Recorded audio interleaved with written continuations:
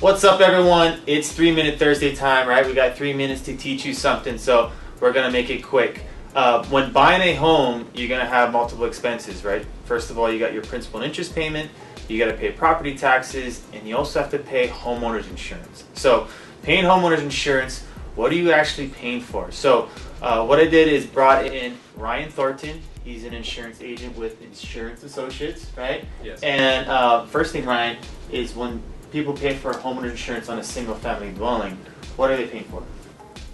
So in Hawaii, there's two components that a single-family homeowner was going to suffer, because homeowners insurance is the worst investment until you actually have a claim.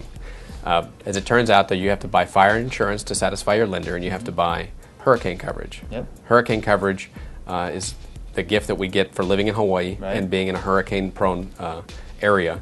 It's catastrophic coverage. It's usually separate from the homeowner's policy, and the homeowner's policy is really kind of there to provide general liability coverage and to protect the collateral of the bank, which against fire and collapse and stuff like that. And then if you're in a flood zone? Right, and if you happen to be living near the ocean or near a stream, and FEMA has designated your area to be a high-risk flood zone, A, V, VE, AE, AO, any of those special acronyms, then you have to also purchase flood insurance, typically through the National Flood Insurance Program, which is a federally subsidized program that FEMA controls. And you have to purchase that in addition to whatever homeowner's insurance you're already buying.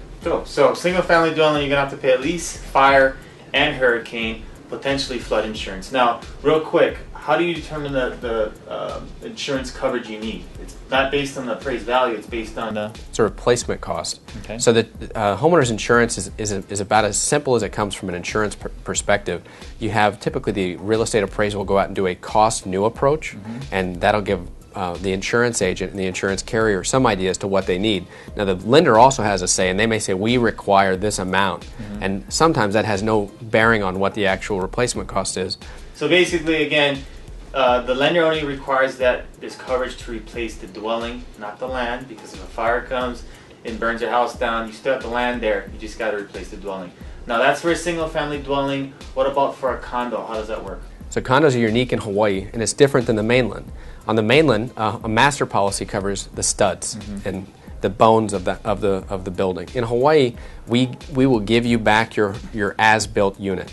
So if the original owner came in and it was Corian countertops and 6 cabinets and 7 toilets, whatever, that's what you're going to receive. And if subsequently you had improvements, the master policy is not going to cover that, and that's where the owner needs to take some consideration as to what changes have been made since the unit was originally built. Sure. But the master policy is going to provide hurricane coverage to satisfy the lender, and they're going to provide fire coverage to get it back like it should be from the day the first owner opened the door.